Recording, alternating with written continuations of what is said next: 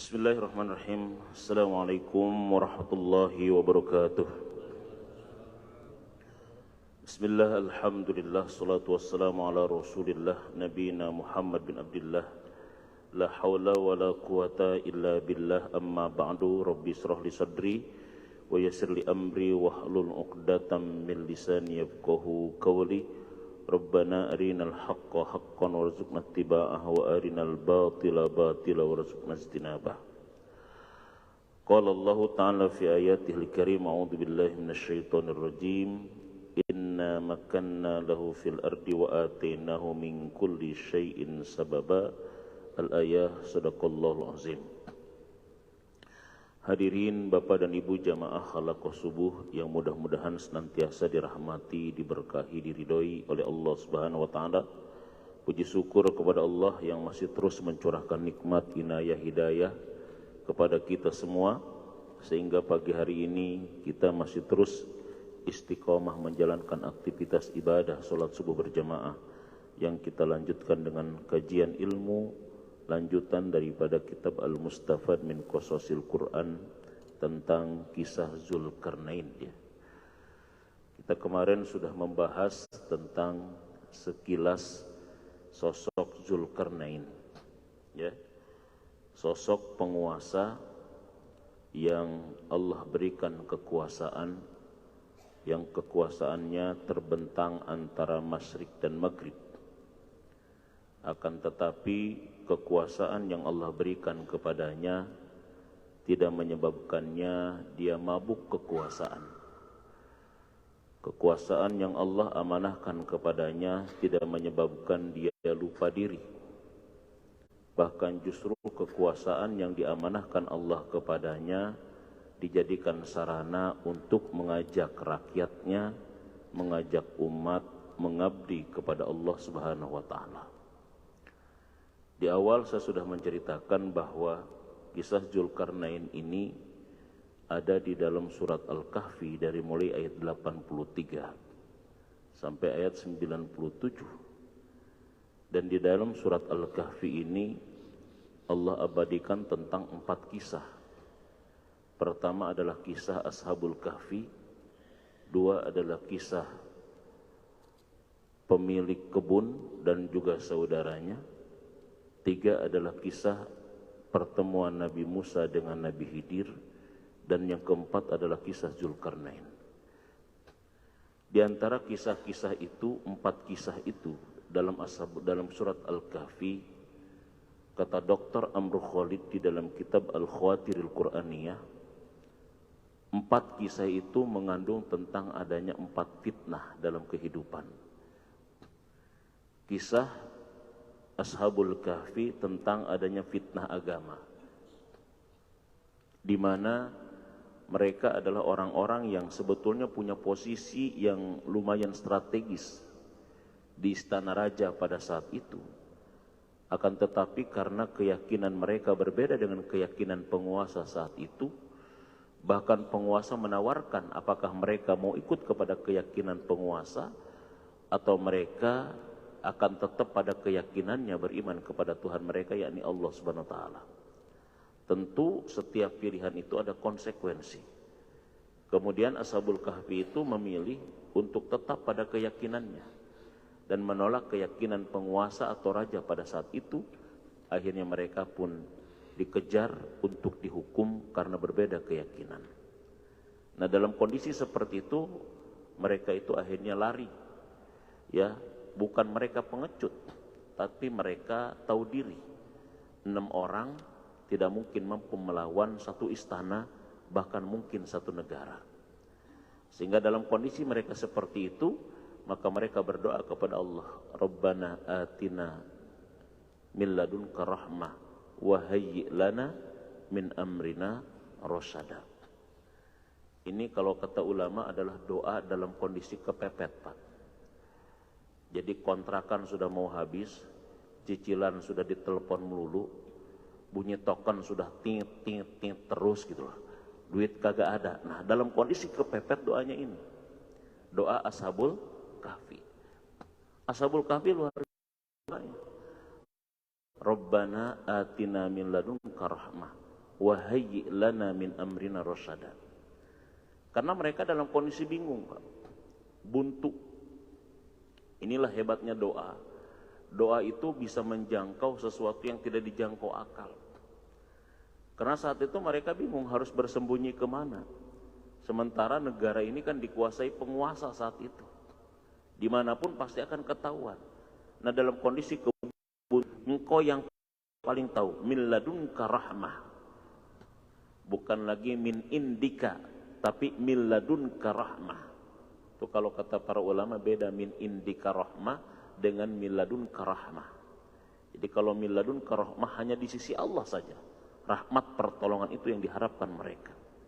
Wa hayyi lana min amrina rasyada. Ya, mudahkan dan berikan petunjuk dari urusan kami ini. Kemudian akhirnya Allah berikan petunjuk, masuk gua, ditidurkan 309 tahun, mereka bangun sudah dalam kondisi berubah. Nah, inilah Allah caranya. Makanya kita jangan sekali-kali menyepelekan doa. Jangan sekali-kali kita menyinyirkan doa. Doa itu mampu menembus sesuatu yang tidak bisa ditembus oleh akal kita. Mampu menjangkau sesuatu yang tidak dijangkau oleh akal kita. Itu doa. Ya, ada lagi doa kepepet itu adalah doanya Nabi Musa. Doanya Nabi Musa. Nabi Musa itu ketika dikejar-kejar Fir'aun dan bala tentaranya, ya, kemudian Nabi Musa terus lari. Pas dalam kondisi lari seperti itu, di hadapan Nabi Musa dihadapkan kepada laut yang terbentang luas. Bingung dia, di hadapannya laut, balik ke belakang, Fir'aun dan bala tentaranya sudah siap untuk menghadang mereka. Enggak ada tempat lari. Mau lari ke depan, laut terbentang luas. Yang begitu dahsyat bisa saja menenggelamkan Nabi Musa dan juga umatnya. Di belakang Fir'aun dan bala tentaranya sudah siap untuk melumat dan menghantam Nabi Musa. Dalam kondisi seperti itu Nabi Musa sholat. Nabi Musa sholat 2 rakaat dan berdoa kepada Allah. Ini doa kepepet juga. Allahumma lakal hamdu wa ilaikal mustaka wa antal musta'an la hawla wa la quwata illa billahil aliyyil azim. Allahumma lakal hamdu, wahai Allah, lakal hamdu, bagimu segala pujian. Wa ilaikal mustaka, kepadamu aku mengeluh dan mengadu. Wa antal musta'an, engkaulah tempat aku meminta pertolongan. La haula wa la quwata illa billah, tidak ada daya dan kekuatan melainkan karena engkau. Maka kemudian Allah berkata kepada Nabi Musa, idrib bi'asokal bahar, Musa lemparkan tongkatmu ke laut. Bes, itu doa kepepet juga, Pak. Ya, doa kepepet di hadapan laut, di belakang Fir'aun dan bala tentara. Enggak ada tempat lari, enggak ada tempat keluar. Kepepet, bingung, itu doanya. Jadi yang pertama doanya siapa? Ashabul Kahfi. Rabbana atina min ladunka rahmah wa hayyi lana min amrina rasyada. Yang kedua doanya siapa? Nabi Musa. Kalau kita kayaknya kepepet terus kayaknya sering amalian dia doa ini kayaknya gitu. Kepepet. Kita lagi di kamar mandi, handphone berbunyi, istri yang mau buka, kepepet tuh karena. Repot itu udah kepepet kayak begitu. Handphone dipegang istri, kitanya lagi di kamar mandi. Waduh, kacau nih kayak gini. Ya, Allahumma apa? Coba bareng-bareng. Allahumma lakal hamdu wa ilaikal mustaka wa antal musta'an la haula wa la quwata illa billahil aliyyil azim. Ya Allah, bagimu segala pujian dan hanya kepadamu aku mengadu dan hanya engkau tempat aku mohon pertolongan. Tidak ada daya dan kekuatan melainkan kekuatanmu ya Allah ya Rabbal Alamin. Masya Allah, begitu. Itu doa kepepet yang dipanjatkan Nabi Musa sebelum Nabi Musa melemparkan tongkatnya ke laut. Ini adanya fitnah agama. Nah, sedangkan kisah dua saudara yang satu pemilik kebun dan saudaranya itu adalah adanya fitnah dunia. Adanya fitnah apa? Adanya fitnah dunia. Jadi mereka itu saya pernah ceritakan dulu bahwa adalah dua saudara yang mendapatkan warisan dari orang tuanya. Ini dalam satu riwayat di dalam Qasasul Anbiyanya Ibnu Katsir itu, warisannya itu sekitar 8.000 dinar. 8.000 dinar itu kalau dirupiahkan sekarang, 1 dinar itu 4,25 gram. Kalau 1 juta 1 gramnya 4 juta kali 8.000 kira-kira berapa? Ya, 32 miliar. Itu zaman dulu 32 miliar. Ini kalau dibeliin tanah kayaknya kabupaten dan kota Bogor kebeli kayaknya.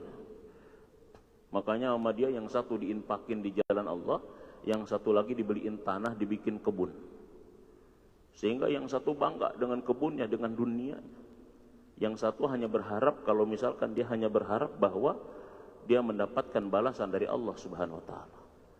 Akhirnya yang satu sombong. Bahkan dia seolah-olah harta kebun yang dia urus kemudian akhirnya rindang dan buahnya banyak itu adalah pure karena usahanya sendiri. Bahkan ketika masuk kebun itu dia tidak ngomongin apa-apa, tidak memuji Allah. Sampai-sampai saudaranya nasihatin, lebih alangkah baiknya kalau kau ketika melihat kebun ini, kau mengatakan Masya Allah la quwata illa billah. Tapi dia tidak mengucapkan tentang itu, tidak memuji Allah, seolah-olah kebun itu tumbuh, berbuah adalah pure karena usahanya, bukan karena Allah. Kemudian waktunya panen, kebun itu dibinasakan, digersangkan, sehingga tidak bisa dinikmati sedikit pun. Ini fitnah dunia. Dunia itu memang begitu. Makanya dalam Quran, kedudukan harta dunia itu ada 3. Ya, pertama adalah harta itu sebagai zinatun. Sebagai apa? Zinatun. Al-malu wal banuna zinah. Itu kan surat Al-Kahfi ayat 46. Al-malu wal banun, harta dan juga anak-anak kalian adalah zinatun, perhiasan. Perhiasan keindahan. Biasanya kalau perhiasan itu ajang pamer. Sekarang kan lagi tren, anak muda itu kalau pakaiannya di-spill gitu. Spill dong tentang pakaianmu. 1, wah ini berapa kan lagi pamer sekarang itu. Kadang-kadang YouTuber itu sekarang mamer-mamerin itu doang kadang-kadang. Ya, itu dunia. Padahal perhiasan dunia terbaik kata Rasulullah bukan Alphard, bukan Lamborghini, bukan rumah mewah, tapi perhiasan dunia terbaik itu adalah apa?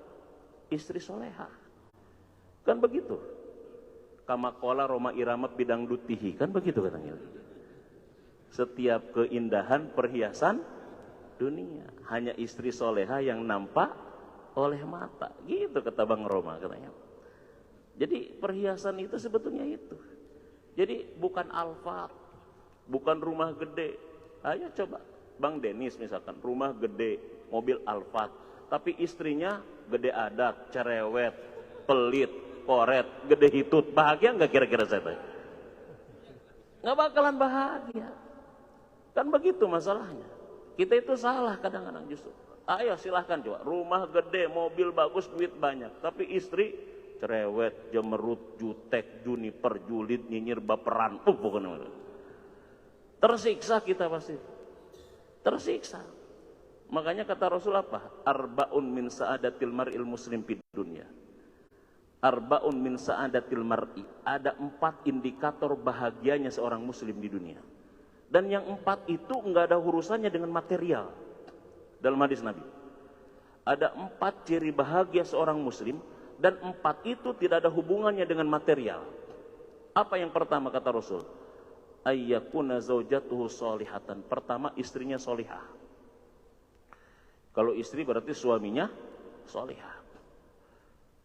Itu yang pertama, istrinya solihah. Kalau istri solihah, suami soleh, Masya Allah.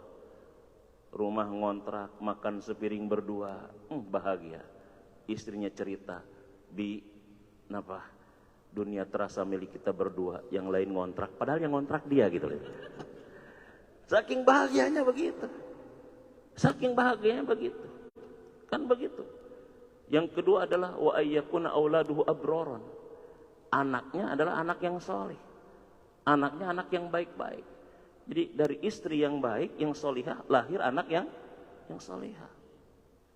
Makanya sebetulnya anak itu tergantung emaknya gitu loh. Emaknya baik, anaknya baik. Kita pernah cerita tentang kisah Nabi Ismail kan. Nabi Ismail itu kan ditinggalin Nabi Ibrahim berdua di kota Mekah samping Ka'bah. Ini kalau dalam kitab Al-Mustafa kan Nabi Ibrahim itu kembali ke kota Mekah nengok istri dan anaknya ketika anak sudah gede. Itu dikatakan kurang lebih sekitar 13 tahunan. Ditinggalin Ismail masih dalam pangkuan, makanya disebutnya dengan hijir Ismail. Hijir itu artinya pangkuan. Pangkuan Ismail. Hijir Ismail itu pangkuan Ismail. Disitulah Nabi Ismail dipangku oleh Siti Hajar oleh ibunya. Ya, ditinggalin. Pas balik lagi, ditinggalin dalam masih dipangku, balik lagi sudah bisa jalan. 13 tahunan kurang lebih. Nabi Ibrahim melebihi Bang Toib. Bang Toib aja cuma 3 kali lebaran, 3 kali puasa ini. Ini kan kalau 13 tahun kan 13 kali lebaran, 13 kali puasa kan. Ternyata ada yang lebih dari Bang Toib kayaknya gitu ya. Tapi apa yang terjadi? Begitu Nabi Ibrahim balik lagi nengok anaknya apa? Ismail yang ditinggalkan selama 13 tahun, nggak dikirimin makanan, nggak dibekelin makanan, merangkul ayahnya dengan begitu hangat dan bahagia. Kata istrinya, Siti Hajar ibunya Ismail, itu ayahmu nak. Rangkul dia, sambut dia. Ayahmu pulang dari dakwahnya. Disambut, dirangkul. Tapi kalau misalkan istri yang tidak soleha gimana? Nah, tuh bapakmu yang gak tanggung jawab. Ninggalin kita di sini. Boro-boro ninggalin ATM beras saja kagak ada. Udah anak pokoknya libas. Itu kadang-kadang bisa jadi. Tapi kan karena istrinya soleha, 13 tahun ditinggalin, gak dibekelin apa-apa, tetap ya baik. Lahir anak yang baik daripada tangan istri yang baik. Jadi wa auladuhu abroron, anaknya anak yang baik. Dan yang ketiga kata Rasul apa? Yang ketiga adalah wa khulatuhu sholihin, lingkungannya soleh. Ciri bahagianya orang muslim di dunia, lingkungannya soleh. Lingkungannya baik. Masyarakatnya baik. Rumah gede, bagus, mobil bagus, istri solihah, suami soleh, anak baik. Tapi tetangga kagak baik juga menderita. Menderita. Buka pintu depan tetangga monyong katanya. Pintu belakang menyeng. Pintu samping manyun katanya gitu loh. Kita yang ngechat dia yang riweh kadang-kadang gitu kan. Stres nggak Pak kira-kira? Stres juga. Makanya istri yang soleh, anak yang soleh, lingkungan juga apa? Harus baik. Nah yang keempat kata Rasul, wa ayyakuna rizquhu fi baladihi, rizkinya di negerinya sendiri. Di negerinya sendiri. Ya, saya pernah tanya ibu-ibu, Bu, lebih baik suami gaji 10 juta tapi ketemu tiap hari atau 50 juta tapi ketemu 2 tahun sekali gitu. Jawaban ibu-ibu apa Bu kira-kira? 50 juta ketemu tiap hari, padahal nggak ada pertanyaan ketiga gitu loh ya. Dan kadang kalau mama begitu aja jawabannya katanya. Bandingkan tiap hari. Ya, bisa bersama terus apa daripada suami kerja di negeri lain. Pulang setahun sekali, ketemunya kadang-kadang sebentar juga, nggak bahagia. Rumah tangga untuk bersatu, kenapa sudah bersatu malah dipisahkan? Ya, makanya orang lain saja mencari rezeki di negeri kita, masa kita mencari rezeki di negeri orang lain. Nah jadi ini fitnah dunia yang kedua. Kisah itu adalah menjelaskan fitnah dunia. Nah yang ketiga adalah kisah Musa dengan Khidir. Pertemuan Nabi Musa dengan Nabi Khidir ini tentang adanya fitnah ilmu. Karena Nabi Musa saat itu ngerasa dirinya paling pinter, paling berilmu. Kemudian akhirnya ditanya oleh Bani Israel, wahai Musa, ada nggak orang yang lebih cerdas dari engkau? Ada nggak orang yang lebih berilmu dari engkau? Kata Nabi Musa, ana a'lamu man fil ardi. Aku orang yang paling cerdas di muka bumi ini. Aku orang yang paling berilmu. Kemudian Allah tidak suka dengan jawaban Nabi Musa. Allah tegur Nabi Musa. Allah tegur agar Nabi Musa menemui hambanya yang soleh, dalam sejarah disebut Nabi Khidir. Singkat cerita kan datang Nabi Musa kepada Nabi Khidir. Datang itu ngelamar bukan mau jadi guru Pak, ngelamar mau jadi murid. Ditolak sama Nabi Khidir. 3 kali ditolak. Kata Nabi Musa, bagaimana mungkin kau tahu aku ini sabar tidak sabar kalau belum dicoba dulu gitu loh. Coba dulu dong, terima dulu, diterima terpaksa. Baru matrikulasi sudah nggak lulus kadang-kadang gitu. 3 pelajaran, bahasa kitanya kalau mau kuliah kan matrikulasi dulu ini.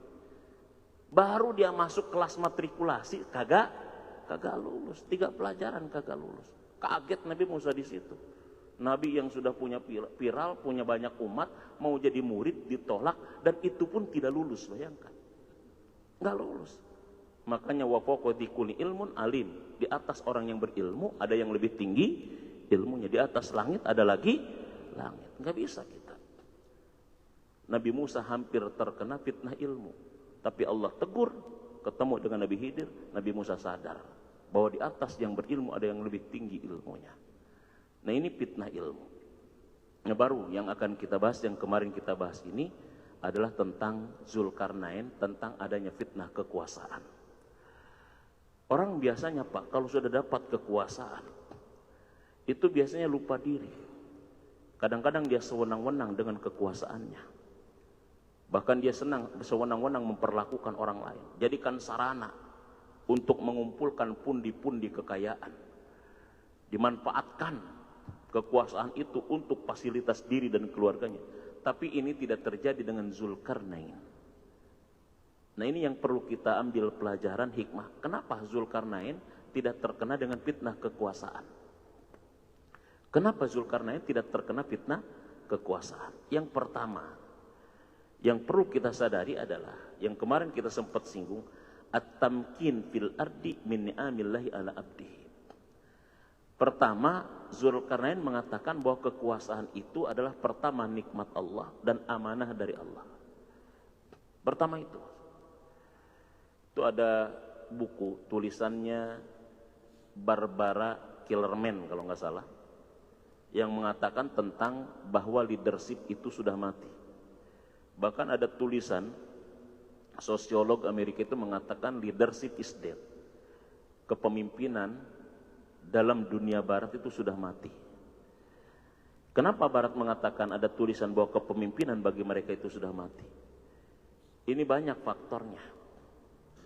Ya, kepemimpinan di barat itu sudah mati disebabkan karena kepemimpinan sudah tidak berjalan dan berfungsi sebagaimana fungsinya kepemimpinan. Pemimpin itu harusnya mengayomi, harusnya melindungi, harusnya menjaga, harusnya mengelola, harusnya menjamin kehidupan rakyatnya, malah tidak terjadi itu. Sehingga menyebabkan rakyat itu menjadi cuek terhadap kepemimpinan, masa bodoh terhadap kepemimpinan. Ini ngeri negara kita juga kalau misalkan terjadi seperti itu. Ya, begitu mau ada pemilihan kepemimpinan, rakyat cuek. Tidak peduli, masa bodoh. Bahkan sekarang itu banyak kadang-kadang rakyat itu juga pragmatis. Ya, kalau misalkan musim pemilu, pilkada, pilpres, mereka punya prinsipnya begitu. Beli cilok di kecapan, pingin dicolok ada duit gocapan. Akhirnya begitu. Akhirnya harga kita gocap untuk 5 tahun ke depan gitu. Akhirnya siapa? Ya yang punya duit, dia yang menjadi pemimpin. Ini kan berbahaya. Jadi jangan sampai apa yang terjadi di luar, di Eropa, di Barat, itu terjadi di negara kita. Kenapa mereka mengatakan kepemimpinan sudah mati? Disebabkan karena satu, fungsi kepemimpinan sudah tidak berjalan. Fungsi kepemimpinan tidak berjalan menyebabkan rakyat jadi cuek. Kenapa itu terjadi? Karena salah orientasi. Kekosongan kepemimpinan terjadi karena orientasi yang salah. Apa orientasinya? Pemimpin berorientasi kepada rakyat, bukan berorientasi kepada Allah. Kalau pertanggungjawabannya hanya kepada rakyat, Pak, pertanggungjawaban hanya kepada manusia, manusia bisa dibohongi, data bisa dimanipulasi, dana bisa di-markup. Tapi ketika dia sadar bahwa pertanggungjawaban itu kepada Allah, maka dia tidak bisa membohongi rakyatnya. Dia khawatir, dia takut. Karena kata Rasulullah, kullukum ra'in wa kullukum mas'ulun an ra'iyatihi. Jangankan urusan rakyat banyak, anak kita pun kita pasti ditanya oleh Allah. Jangankan masalah begitu, ketika Umar memimpin, Umar bin Khattab memimpin, ada informasi dari rakyatnya bahwa ada tanah yang bolong, ada tanah yang berlobang. Informasi itu disampaikan kepada Umar malam hari. Kemudian Umar langsung mengeksekusi, diperintahkanlah Menteri PU lah kalau sekarang kurang lebih. Periksa di mana kira-kira tanah yang bolong itu. Kata Menteri PU-nya, besok saja Presiden, karena sekarang sudah malam. Apakah kau bisa menjamin kalau malam ini tidak ada, baik itu manusia maupun binatang yang terperosok? Dan bagaimana kalau ada binatang yang terperosok kemudian dia mati? Apa yang harus aku pertanggungjawabkan dan kukatakan di hadapan Tuhanku? Itu baru binatang yang mau mati takut. Di kita berapa manusia yang mati, celaka, jeger, manusia ini mati, nggak takut-takutnya, malah minta dulu periode. Aneh kan kadang-kadang kita. Kan repot kalau kayak begini modelnya. Jadi rusaknya kepemimpinan dalam perspektif orang Barat yang disampaikan bahwa kepemimpinan sudah mati karena tidak berjalannya fungsi kepemimpinan yang menyebabkan rakyat jadi cuek. Itu disebabkan karena orientasi kepemimpinannya hanya kepada manusia, bukan kepada Allah Subhanahu wa Ta'ala. Makanya istilah kepemimpinan dalam Islam itu, Pak, ada 4 istilahnya ya. Pertama ada istilah khalifah. Ya, inni ja'ilun fil ardi khalifah. Khalifah itu kan dari kata khalafa. Ya, orang yang di belakang atau menggantikan. Makanya disebut para pengganti Nabi dalam urusan dunia itu disebut dengan khalifah atau khulafa ar-rasyidin. Khulafa ar-rasyidin artinya pengganti-pengganti Rasulullah yang mendapatkan petunjuk dan cerdas. Nah, yang namanya menggantikan, mereka harus persis seperti orang yang digantikan. Harus seperti orang yang sebelumnya. Ya, sebelum mereka itu seperti apa? Makanya ketika di zaman Rasul, begitu Rasul wafat, semua para sahabat nggak mau jadi khalifah, takut. Karena ketika mereka harus jadi khalifah, jadi pengganti Rasul, otomatis mereka harus seperti orang yang digantikan. Sementara mereka merasa tidak layak seperti Rasul. Dan khawatir tidak bisa menjalankan seperti yang dijalankan Rasul. Takutan mereka makanya. Tapi karena ini adalah sesuatu yang penting, sesuatu yang harus, sesuatu yang wajib. Jangankan ngurusin orang banyak dalam Islam. Kita berjalan berdua. Berjalan berdua, berjalan bertiga. Apabila kita berjalan berdua atau bertiga, wajib bagi kita tunjuk di antara sedang perjalanan itu satu orang pemimpin kita. Jangan tiga-tiganya jadi pemimpin. Itu yang menyebabkan kita, mau kemana nih kita? Nggak tahu, terserah kamu. Akhirnya kemana-mana, muter aja kadang-kadang gitu. Jadi jangankan ngurusin orang banyak, kita sedang berjalan mau ke tempat tertentu, itu 2 orang, 1 pilih jadi pemimpinnya, 3 orang, 1 pilih jadi pemimpinnya. Makanya kalau berjalan harus ada pemimpin, yang disebut dengan apa? Ya Amir Safar gitu loh ya, pemimpin dalam perjalanan. Ini kita mau kemana nih? Siapa nih yang kita angkat jadi pemimpin kita nih? Jadi khalifah kita nih, kira-kira siapa gitu? Nggak usah lah jadi khalifah negara, khalifah pimpinan perjalanan gitu loh ya. Siapa nih kita berjalan misalkan 3 orang, siapa khalifahnya nih? Oh, kamu khalifahnya. Kita serahkan kepada dia, mau kemana terserah. Ya, mau makannya apa terserah. Tapi khalifah harus memperhatikan juga rakyatnya. Kamu mau makan apa? Makan soto, kamu sate. Enggak, saya sama Siti aja nanti, itu repot nanti kalau begitu. Ya, kalau Siti nanti di rumah gitu loh ya. Kan begitu masalahnya. Jangankan urusan orang banyak. Makanya kepemimpinan itu dalam Islam itu, Pak, kepemimpinan dalam Islam itu prinsip. Cuma bagaimana cara memilih pemimpin itu teknis sebetulnya. Jadi mengangkat pemimpinnya adalah usul. Tapi teknis memilih pemimpinnya adalah teknis, furu. Makanya yang furu itu kan setiap zaman beda-beda. Beda-beda. Ya, kalau dulu musyawarah. Ya. Kemudian akhirnya ditunjuk gitu. Nah, kalau sekarang dipilih gitu loh ya. Ya ini mau kagak mau memang dunianya seperti itu. Ya, tapi ya ada sebagian daripada kelompok umat Islam ini, baik itu mengangkat pemimpinnya ataupun memilih pemimpinnya, semuanya tidak ada puruknya, semuanya adalah usul. Sehingga mereka tidak mau memilih dengan cara pemilihan umum. Ya, kalau misalkan umat Islam semua memiliki pemahaman kayak begitu, berarti kita nggak akan ada yang milih umat Islam, dan yang akan muncul adalah orang yang tidak baik gitu loh. Ini teknis sebetulnya. Yang namanya teknis kan pur'iyah itu kan bukan hal-hal yang usuli. Yang usul itu adalah memilih siapa? Mengangkat pemimpinnya. Cara mengangkatnya, cara memilihnya adalah masalah apa? Masalah teknis, masalah puru. Itu disesuaikan dengan zaman memang. Cuma yang terbaik adalah musyawarah ya, yang dilakukan oleh orang-orang yang memang ahli di bidangnya. Sebelum ini sebetulnya kita sudah mendekati kebenaran. Dulu itu kan pemimpin tidak dipilih langsung. Ya, dipilih oleh apa? Di kita oleh DPR ya. DPR. Sehingga kita mewakili mereka, mereka yang nanti tahu fit and proper test, kita serahkan saja. Nah, itu hampir mendekati kebenaran sebetulnya. Nah, pas sekarang kita dengan cara pemilihan secara langsung, kadang-kadang terjadi berkubu-kubu di tengah masyarakat kita. Ustadz dengan ustadz pun ketika mau pemilihan kadang-kadang jadi panas gitu lah. Bahkan ada keluarga pun jadi panas. Kitanya panas, mereka ternyata akhirnya gabung juga jadi menteri. Kan gitu akhirnya. Mau aja dibohongi kan kadang-kadang. Makanya biasa aja politik itu ya. Jangan terlalu diambil hati. Gitu. Nah, jadi khalifah. Yang kedua, istilah pemimpin dalam Islam itu, dalam Quran ada namanya imamah. Imam. Kata Ibnu Khaldun, kalau imam ini penekanannya adalah bagaimana dia menjalankan kepemimpinan berdasarkan syariat untuk kemaslahatan umat gitu. Itu penekanan dari imamah. Makanya sebetulnya sholat itu adalah merupakan miniatur dari kepemimpinan sebuah negara gitu. Ketika kita mau sholat misalkan gitu ya, maka kita pilih imam itu kan yang paling fasih bacaannya, yang paling banyak hafalannya, yang paling faqih dalam urusan agamanya. Yang terbaik, maka dia jadi imam. Nah, begitu dia sudah kita angkat jadi imam, kalau misalkan dia salah, kita tegur. Begitu rakaat pertama langsung tahiyat misalkan gitu loh. Pingin buru-buru beres wae katanya. Tegur. Subhanallah, subhanallah, salah. Jangan sampai ketika ditegur dia sadar, wah di mana nih salah saya. Kemudian dia mengikuti teguran daripada makmumnya. Jangan sampai ketika dia salah ditegur makmumnya, subhanallah, subhanallah, kagak ngerti, terus wae.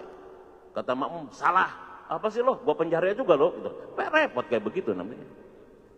Ya, orang gara-gara negur mau dipenjara gitu kan. Kalau dia batal, kentut keluar, kan sholat begitu. Jangan sampai ketika dia jadi imam, mentang-mentang enak dia jadi imam, pas kentut nggak dibatal, nggak keluar-keluar, batal semuanya nantinya kacau. Jadi begitu masalahnya. Kalau offset dia batal keluar. Jadi kepemimpinan dalam sholat itu miniatur kepemimpinan di dalam sebuah negara. Makanya disebut dengan imam namanya. Imam namanya.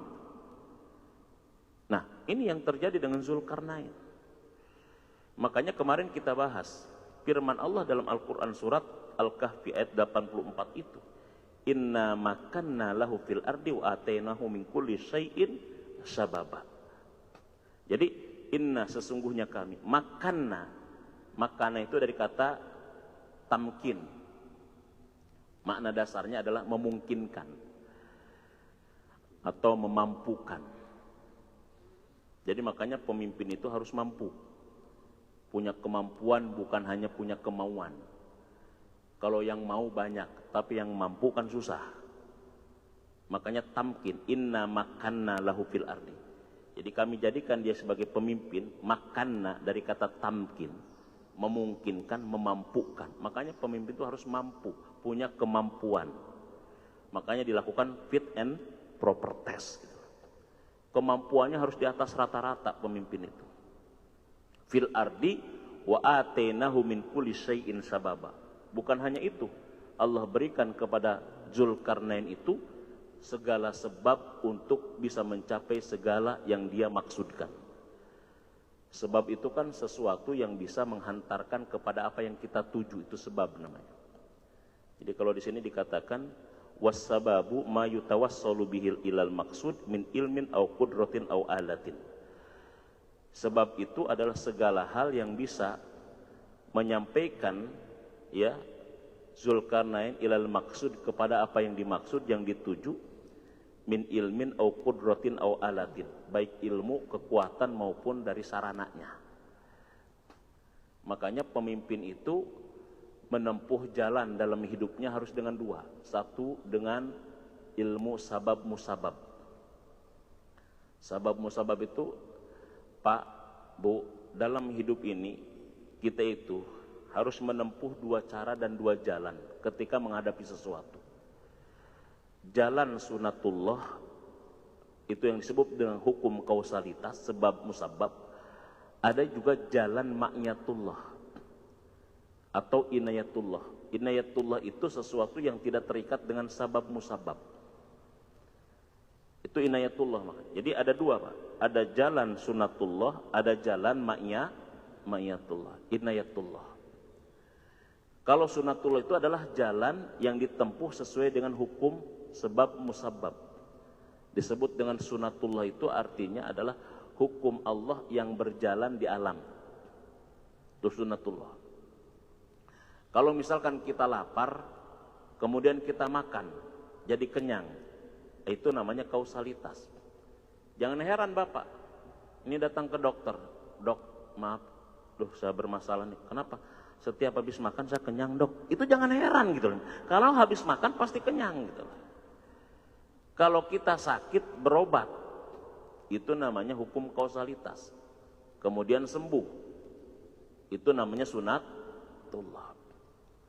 Walaupun ada juga yang sakit berobat kagak sembuh.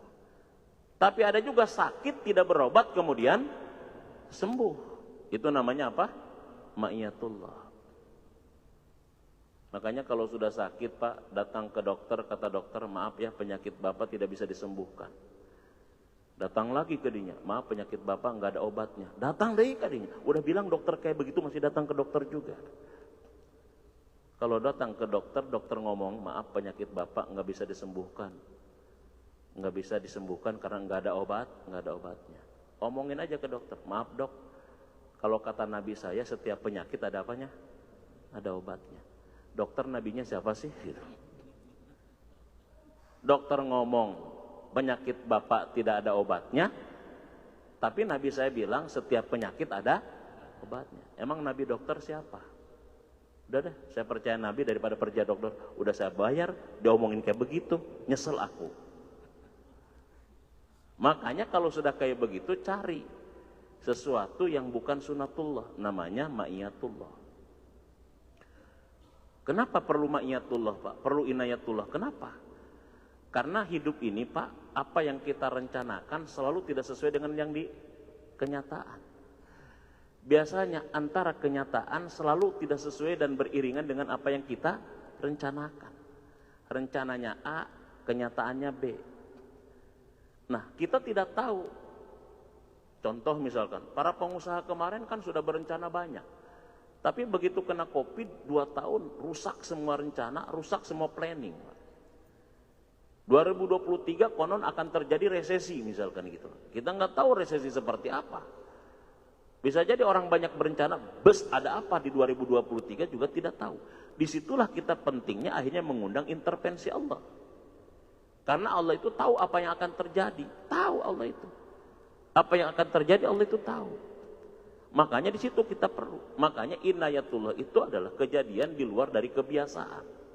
Contoh, inayatullah dan ma'iyatullah. Pak, sifat api itu membakar. Betul nggak? Karakter api membakar. Karakter api itu panas dan membakar sifatnya. Tetapi karena ada inayatullah, ada ma'iyatullah, api yang membakar itu tidak mampu membakar Nabi Ibrahim. Sifat pisau itu memotong. Tapi karena ada ma'iyatullah, ada kebersamaan Allah, maka pisau tidak mampu memotong Nabi Ismail. Laut itu sifatnya membenamkan, menenggelamkan. Tapi karena ada inayatullah, ada ma'iyatullah, laut tidak mampu menenggelamkan Nabi Musa. Ikan itu melumat dan mematikan apa yang dilumatnya. Tapi karena ada inayatullah, maka ikan paus yang besar itu tidak mampu melumat Nabi Yunus alaihissalam. Jadi apa inayatullah, mayatullah itu? Kejadian luar biasa di luar kebiasaan. Nah, kejadian luar biasa di luar kebiasaan, kalau terjadi pada para nabi, itu namanya mukjizat. Kejadian luar biasa di luar kebiasaan kalau kepada para wali namanya karomah. Kejadian luar biasa di luar kebiasaan kalau kepada orang beriman namanya ma'unah. Apa? Ma'unah, bukan mapinah. Kalau mapinah di situ tuh ada di puncak. Jangan salah dengar, kalau ngaji ngantuk salah dengar nantinya gitu. Ya. Ini Ustaz tadi ngomong mapinah mau makan-makan apa kita kan ya? Orang ma'unah. Itu kejadian luar biasa kepada orang beriman namanya ma'unah. Innallaha yanzilul ma'unah alal qadril ma'unah. Allah menurunkan pertolongan sesuai dengan kadar kebutuhan kita.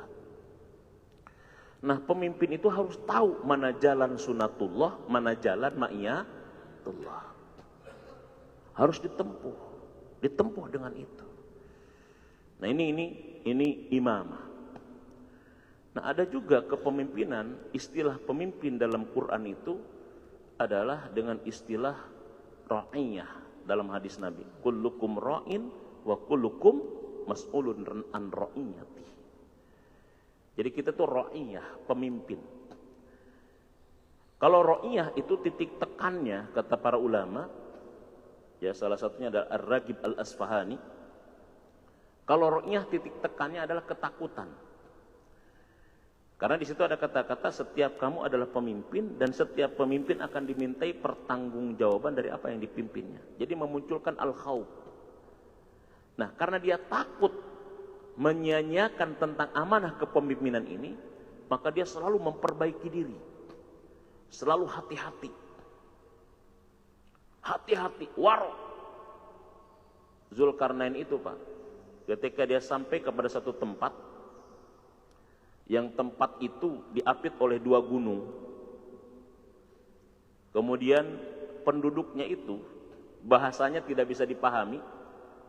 Kemudian Allah berikan ilham kepada Zulkarnain agar bisa paham terhadap bahasa penduduk itu dengan isyarat ataupun dengan terjemah. Maka saat itu penduduknya itu minta kepada Zulkarnain, "Wahai Tuan, tolong berikan jalan keluar bagi kami. Karena kami ini selalu didatangi oleh Ya'juj dan Ma'juj yang selalu membuat kerusakan kepada kami." Kata penduduknya itu, "Kami rela membayar Tuan berapapun yang Tuan minta. Berapa upah yang Tuan minta, yang penting Tuan bisa lindungi kami. Bisa cegah Ya'juj dan Ma'juj untuk datang dan membuat kerusakan." Kemudian karena kecerdasan Zulkarnain mengatakan kepada mereka, apa kata Zulkarnain? "Ambilkan serbuk-serbuk besi." Ya. Ambilkan kata Zulkarnain serbuk-serbuk besi itu. Ya, kemudian kita akan bakar, panaskan sehingga akan kita jadikan sebagai dinding, benteng agar kalian bisa terlindungi dari kejahatan Ya'juj dan Ma'juj itu. Kemudian mereka apa ini?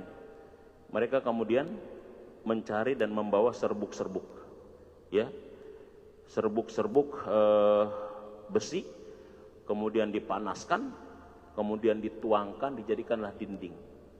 Sehingga dinding itu menjadi dinding yang sangat kokoh. Dikenal dalam sejarah namanya adalah Babul Hadid. Ya, Babul Hadid adalah dinding yang terbuat dari besi. Sehingga Ya'juj dan Ma'juj tidak bisa lagi masuk ke wilayah itu dan mengganggu, menzolimi penduduk itu. Di situ Zulkarnain ditawarkan berapa bayaran yang kau butuhkan. Apa kata Zulkarnain? Bahwa bayaran dari Allah, ya, bayaran dari Allah itu lebih baik, ya, dan karunia yang Allah telah berikan kepadaku jauh lebih baik daripada apa yang kau tawarkan itu. Padahal dia layak saja mendapatkan upah itu, tapi dia waro, hati-hati. Karena memang tugas seorang pemimpin melindungi, mengayomi, menjaga. Kalau dia sudah cukup dengan gaji yang dia dapatkan, ngapain dia minta gaji lagi kepada rakyat di luar daripada apa yang diberikan? Hati-hati betul dia. Padahal dia bisa saja meminta, karena itu ditawarkan. Tapi dia tidak mau. Inilah seorang pemimpin. Makanya di dalam Quran, kepemimpinan juga diungkapkan dalam bentuk wakil namanya. Wakil. Jadi khalifah, imamah, ra'iyah, dan wakil. Wakil ini kan salah satu sifat Allah. Arti wakil itu kan melindungi, mengayomi, melayani gitu. Itu namanya wakil. Makanya di kita itu banyak pakai istilah Arab. Yang di DPR namanya wakil rakyat, Dewan Perwakilan Rakyat. Itu wakil itu bahasa Arab, Pak. Dewan juga bahasa Arab. Rakyat juga bahasa Arab. Dari kata ro'iyah tadi, ro'iyah. Kemudian karena orang kita dulu bilangnya rahayat. Kemudian sekarang dibuang haknya jadi rakyat. Jadi rakyat itu dari kata ro'iyah, kemudian rahayat, kemudian rakyat. Itu semuanya bahasa apa? Bahasa Arab. Makanya kalau misalkan ada orang anti Arab, DPR ganti. Jangan pakai Dewan Perwakilan Rakyat. Apa kalau begitu? Dewan itu misalkan kumpulan. Wakil misalkan apa kira-kira itu? Perwakilan. Rakyat misalkan apa? Udah ganti aja tempat kongko. Kongres. Kongko tuh beres-beres gitu kan ya. Ya, jadi artinya apa? Nggak bisa kita menghilangkan jejak Islam di Nusantara itu susah. Karena mungkin jutaan istilah-istilah Indonesia, bahasa Indonesia yang diserap dari bahasa apa? Bahasa Arab, susah. Majelis bahasa apa saya tanya kira-kira? Majelis bahasa apa? Arab. Majelis bahasa Arab dari kata jalasa. Ya. Permusyawaratan bahasa apa? Kan begitu. MPR itu apa? Majelis Permusyawaratan Rakyat juga. Bahasa Arab susah kita. Menghilangkan jejak Islam di negara kita itu susah karena hampir ya banyak sekali ya bahasa-bahasa kita yang diadopsi daripada bahasa Arab. Ya, jadi susah sekali. Ya, walaupun ada upaya untuk menghilangkan peran itu. Ya, ini kepemimpinan. Nah, ini yang menyebabkan kenapa Zulkarnain tidak silau, sehingga dia tidak terjebak dengan fitnah kepemimpinan. Satu, dia sadar bahwa kepemimpinan adalah nikmat dan amanah dari Allah untuk dijalankan sesuai dengan fungsinya. Makanya istilah kepemimpinan dalam Islam sesuai dengan fungsinya. Khalifah, imamah, ra'iyah, wakil, ada juga istilah lain namanya amir namanya. Ya, namanya apa? Amir. Ya. Ya ayyuhalladzina amanu atiullaha war rasul wa ulil amri minkum. Ulil amri namanya. Amir. Kalau amir ini, ulil amri ini bisa dua, bisa urusan agama, juga bisa urusan negara. Makanya kalau dulu memang pemimpin itu rata-rata agamanya bagus, dunianya bagus. Khalifah yang 4 itu kan dua-duanya bagus. Jadi nggak ada yang bisa menyaingi mereka setelah Rasulullah wafat itu, baik dari sisi kenegaraan maupun dari sisi keagamaan. Makanya Umar bin Khattab itu begitu. Dia juga pemimpin sisi negara, dia juga pemimpin sisi agama. Akhirnya dia kalau jadi khatib, dia pemimpinnya yang khatib. Kalau jadi imam, pemimpinnya yang imam. Ngerti dua-duanya. Kan kata Imam Ghazali begitu saya katakan kemarin. Antara dunia dan agama, negara dan agama saudara kembar yang tidak bisa dipisahkan. Dalam beragama kita butuh negara, negara juga butuh agama. Karena agama bisa mengokohkan tentang konsep dan kedudukan kenegaraan kita. Nggak bisa dipisahkan. Bahkan Rasulullah mengatakan sinfani min ummati. Ada 2 kelompok di antara umatku. Kalau kelompok ini baik, baiklah negara. Kalau kelompok ini buruk, buruklah negara.